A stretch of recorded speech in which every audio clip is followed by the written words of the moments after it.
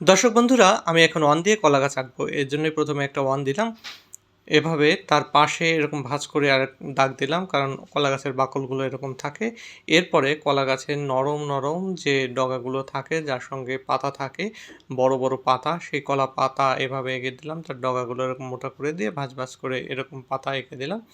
এরকম অনেকগুলো পাতা আমাদের এঁকে দিতে হবে। মাঝখানের পাতাটা এরকম থাকবে, সেখানে ভাঁজ থাকবে না। নিচের পাতাটা এরকম ভাঁজ বেশি থাকবে, দিয়ে দিলাম এরকম। অন্য পাতার ডগাগুলো এরকম মোটা করে দিয়ে কলা পাতায় একটু ভাঁজ ভাঁজ করে ভাঁজ করতে বলতে ভেঙে ভেঙে এরকম দিয়ে দিতে হবে। মোটামুটি আমার কলা পাতা আঁকা শেষ। নিচে আর একটা ছোটো কলা গাছ এঁকে দিলাম, কারণ কলা গাছের গোড়া থেকে এরকম কলার চারা বের হয়, তো এটি বড় হয় এবং পরবর্তীতে কলা দেয়। দেখুন আমার কলার গাছ প্রায় আঁকা শেষ। এবার গাছের গোড়ায় একটু ঘাস এবং লতাপাতা দিয়ে শেষ করলাম। এবার সুন্দর করে কালার করে দিলাম। কেমন লাগলো তোমাদের?